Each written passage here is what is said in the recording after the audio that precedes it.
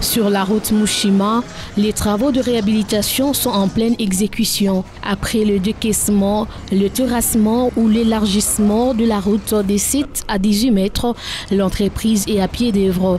Mais les riverains et usagers s'impatientent. Ce qui est vrai, quand les travaux avaient commencé, toute la population était tellement très contente de voir les travaux commencer.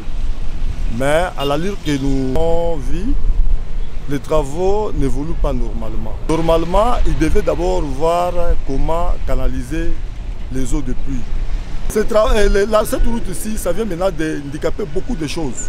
Il y a d'autres ménages ici, ils ont d'abord pris congé de leur maison pour aller se réfugier ailleurs. Cela, ce n'est pas une bonne chose quand même.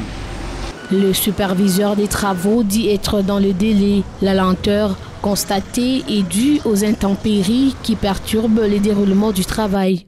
La longueur de la route est de 4 km 500.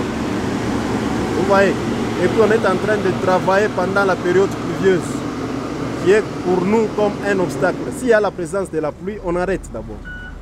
Parce qu'à la carrière, le terrain devient impraticable. Quand il n'y a pas la pluie, on en profite. Donc en fonction de ça, pour parler du temps, c'est un peu compliqué. Mais on travaille 24 heures sur 24 heures.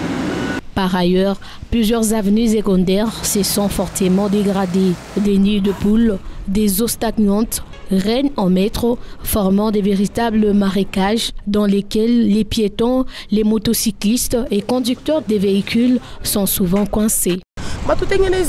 Qu'ils arrangent les avenues à cause de leur dégradation, les eaux envahissent nos parcelles. C'est vraiment pénible. Pendant cette période pluvieuse, les habitants de la cellule Eastern Gulf peinent à se déplacer suite au mauvais état des avenues.